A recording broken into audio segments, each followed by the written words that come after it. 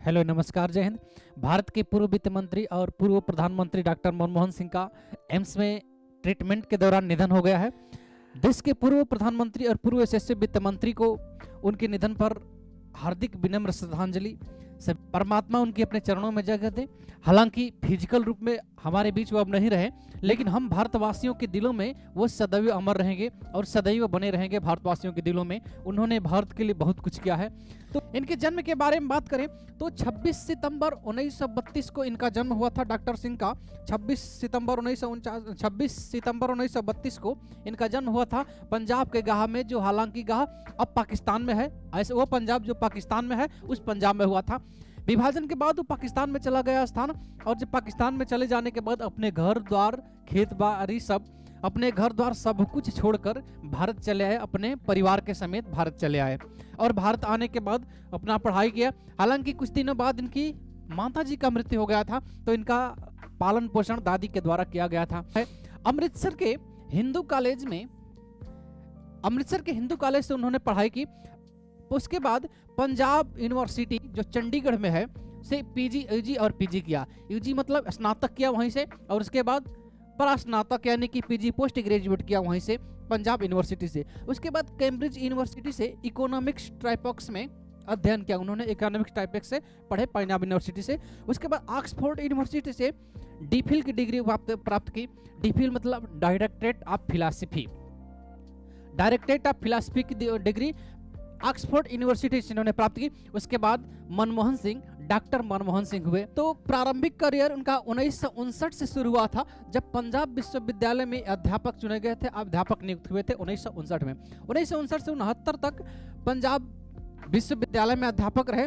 1966 से 1969 तक ये संयुक्त राष्ट्र व्यापार और विकास सम्मेलन, जिसे अंकटाड बोलते हैं, तो अंकटाड के लिए भी काम किया है इन्होंने। 1969 से लेकर 1979 तक दिल्ली स्कूल ऑफ इकोनॉमिक्स में अंतर्राष्ट्रीय व्यापार के प्रोफेसर रहे। दिल्ली के बाद 1972 में वित्त मंत्रालय के मुख्य सलाहकार चुने गए थे। वित्त संबंधी मामलों में इकोनॉमिक्स में इनकी प्रगाढ़ व्यापकता को देखते हुए इन्हें वित्त मंत्रालय में सलाहकार चुना गया।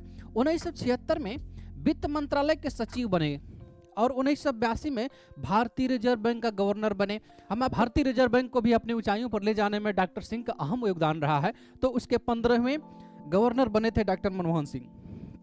उसके बाद 1985 से 87 तक योजना आयोग के उपाध्यक्ष रहे।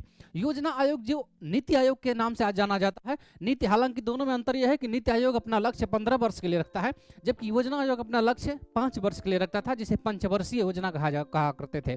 योजना आयोग में भी या नीति आयोग में भी जो अध्यक्ष होता है उसका, वो प्रधानमंत्री होता है, जो कि प्रदेन होता है। प्रदेन का मतलब कि जो भी प्रधानमंत्री बनेगा वो डायरेक्ट रूप से बिना कहे सुने ही योजना आयोग का अथवा नीति आयोग का अध्यक्ष हो जाएगा। प्रदेन का यही मतलब है। तो प्रधानमंत्री प्रदेन अध्यक्ष होता है, योजना आयोग का भी होता था और अब नीति आयोग का भी होता है। तो प्रधानमंत्री अध्यक्ष के बाद उपाध्यक्ष का पद होता है, तो उपाध्यक्ष चुना जाता है। तो योजना आयोग के उपाध्यक्ष चुने गए थे डॉक्टर सिंह। 1985 से 1987 तक रहे। 1991 में विश्वविद्यालय अनुदान आयोग यानी कि यूनिवर्सिटी ग्रांट कमीशन यूजीसी के अध्यक्ष रहे थे। 1991 में हुए। उसके बाद इनके राजनीतिक करियर के बारे में अगर हम बात करें तो जून 1991 में पीवी नरसिम्हा राव की सरकार में, उस समय प्रधानमंत्री पीवी नरसिम्हा राव थे, उनकी कैबिनेट में वित्त मंत्री इन्हें चुना गया था और उस समय वो राज्यसभा से सांसद बने। हम आपको बता दें कि कोई भी मंत्री बनने के लिए किसी भी सदन से, या तो राज्यसभा से अथवा लोकसभा से सांसद होना अनिवार्य होता है। बिना सांसद के मंत्री चुना जा सकता है, लेकिन अधिकतम 6 महीने तक ही चुना जाता है। 1991 में ये भारत में उदारीकरण के जनक भी माने जाते हैं। भारत में उदारीकरण, जिन्हें एलपीजी कहा जाता है, एलपीजी यानी कि लिबरलाइजेशन, प्राइवेटाइजेशन और ग्लोबलाइजेशन। लिबरल से लिबराइजेशन बना है। लिबरलाइजेशन का मतलब उदारीकरण, लिबरल यानी कि उदारीकरण का मतलब लाइसेंसिंग सिस्टम को खत्म करना, यानी कि लाइसेंसिंग सिस्टम यानी कि व्यवसाय इत्यादि करने में जो कठिनाइयाँ आती है, कठिनाइयों को कम करना और उदार व्यवस्था कर देना, ताकि किसी प्रकार को लाइसेंस सिस्टम में कोई प्रॉब्लम ना हो। पहले लाइसेंसिंग सिस्टम हुआ करता था। एलपीजी हालांकि अलग कॉन्सेप्ट होगा, थोड़ा सा बता दें इसके बारे में। प्राइवेटाइजेशन का मतलब होता है पब्लिक सेक्टर को प्राइवेट सेक्टर में कन्वर्ट करना, इसका मतलब ये होता है। तो अब देखना ये होता है कि कौन सी चीजें प्राइवेट करना बेटर होता है और कौन सी चीजें प्राइवेट करना बेटर नहीं होता है, यही देखने की दूरदृष्टि और दूर सोच थी डॉक्टर सिंह में, जो 1991 में पहली बार राज्यसभा के सांसद चुने गए, 1995 में फिर चुने गए, फिर 2001 में चुने गए, फिर 2007 में चुने गए, फिर 2013 में चुने गए थे। आप देख रहे होंगे बीच में 6 साल का गैप है, क्योंकि राज्यसभा के सदस्यों का कार्यकाल 6 साल होता है, 5 साल नहीं होता है। मई 2004 में 22 मई 2004 को भारत के प्रधानमंत्री चुने गए थे। और आपको बता दें कि जब भारत के प्रधानमंत्री चुने गए थे तो भी, और जहां भारत के जब वित्त मंत्री चुने गए थे तो उस समय भी ये दोनों समय राज्यसभा से सांसद थे। होता अधिकांश ये है कि जो प्रधानमंत्री होता है अथवा कोई अन्य भी मंत्री होता है तो अधिकांश संभावना ये होती है कि वो लोकसभा से सांसद होता है। ऐसे कम होता है जब कोई प्रधानमंत्री या अन्य मंत्री राज्यसभा सांसद, अन्य मंत्री तो हो भी सकता है लेकिन प्रधानमंत्री में कम ऐसे संभावना होती है कि वो राज्यसभा से सांसद हो, अधिकांश लोकसभा से ही होते हैं। लेकिन ऐसे कम लोगों में डॉक्टर मनमोहन सिंह भी शामिल हैं जो प्रधानमंत्री के बतौर प्रधानमंत्री राज्यसभा के सांसद रहे हैं। इन्होंने भारत के पूर्व राष्ट्रपति डॉक्टर एपीजे अब्दुल कलाम के साथ काम किया है, डॉक्टर प्रतिभा देवी सिंह पाटिल के साथ और प्रणब मुखर्जी के साथ, 3 राष्ट्रपतियों के साथ इन्होंने काम किया है डॉक्टर मनमोहन सिंह ने। अगर सम्मान और उपलब्धियों के बारे में बात करें तो डॉक्टर मनमोहन सिंह को 1987 में पद्म विभूषण से सम्मानित किया गया है। पद्म विभूषण भारत का दूसरा प्रमुख सम्मान होता है पद्म विभूषण, तो भारत के दूसरे प्रमुख सम्मान पद्म विभूषण से इन्हें सम्मानित किया गया है 1987 में। अब इनके प्रमुख योगदान, देश को दिए गए योगदान और देश को दी गई ऊंचाइयों के आधार पर आप इनके बारे में क्या सोचते हैं? क्या इन्हें भारत रत्न से मरणोपरांत भारत रत्न भी दिया जाना चाहिए अथवा नहीं दिया जाना चाहिए? आप अपना विचार रखेंगे कमेंट बॉक्स में।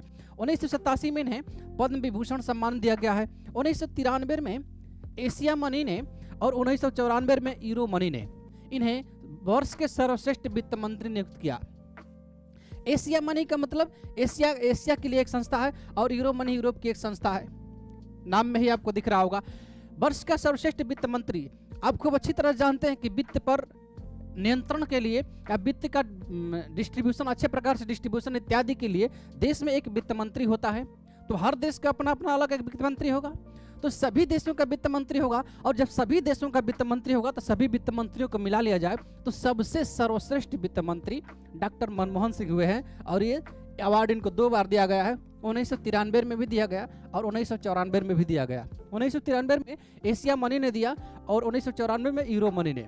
भारत के 2002 में आउटस्टैंडिंग पार्लियामेंट्री अवार्ड इन्हें मिला है, यानी कि आसान भाषा में कहें तो सर्वश्रेष्ठ सांसद का पुरस्कार, यानी कि सबसे सर्वश्रेष्ठ, सबसे अच्छा सांसद कौन है? तो सर्वश्रेष्ठ सांसद कौन है? डॉक्टर मनमोहन सिंह है। 2002 में इन्हें अवार्ड मिला था, सर्वश्रेष्ठ सांसद का अवार्ड। उसके बाद 2005 में दुनिया के 100 शक्तिशाली लोगों में टाइम्स मैगजीन ने शामिल किया था दुनिया के सबसे प्रभावशाली जो लोग होते हैं, जो प्रभाव रखते हैं दुनिया पर, तो उसमें 100 सबसे सर्वशक्तिशाली में से डॉक्टर मनमोहन सिंह को भी चुना गया था। तो टाइम मैगजीन का इन्हें 2005 में शामिल किया था। तो देश को दिए गए इतने बड़े योगदान और देश को दी गई उतनी बड़ी ऊंचाइयों के लिए, और विशेष रूप से 1991 में जब सोवियत संघ का विघटन हुआ था, उस समय पूरी दुनिया में आर्थिक मंदी आई थी। सोवियत संघ एक बड़ा महाशक्ति था, जब उसका विघटन हुआ 15 देश टूटकर अलग हुए, जब विघटन हुआ 15 देश टूटकर अलग हुए तो पूरी दुनिया में उसका प्रभाव देखने को मिला और पूरी दुनिया में आर्थिक मंदी आई और पूरी दुनिया को आर्थिक मंदी का सामना करना पड़ा था। उस समय भारत को भी सामना करना पड़ा था। उस मंदी से निकालने के लिए फॉरेन रिजर्व हमारे पास, भारत के पास केवल 15 दिनों का फॉरेन रिजर्व बचा था। इस समस्या के लिए कोई समाधान नजर नहीं आ रहा था। उस समय डॉक्टर मनमोहन सिंह को पीवी नरसिम्हा राव ने आगे किया और डॉक्टर मनमोहन सिंह ने इस समस्या से हम लोगों को छुटकारा दिलाया और एलपीजी का कॉन्सेप्ट लाकर, उदारीकरण का कॉन्सेप्ट लाकर देश के प्रगति में योगदान दिया। तो डॉक्टर मनमोहन सिंह को देश में के प्रगति में और देश की ऊंचाइयों में दिए गए योगदान के लिए देश उनको कभी नहीं भूलेगा। हालांकि डॉक्टर सिंह अब हमारे बीच में नहीं रहे, लेकिन भले ही वो फिजिकल रूप में हमारे बीच में नहीं है, लेकिन भारतवासियों के दिलों में वो सदैव ही अमर रहेंगे। डॉक्टर सिंह को देश के योगदान में और देश को दी गई ऊंचाइयों में दिए गए योगदान के लिए एक बार फिर भावपूर्ण श्रद्धांजलि।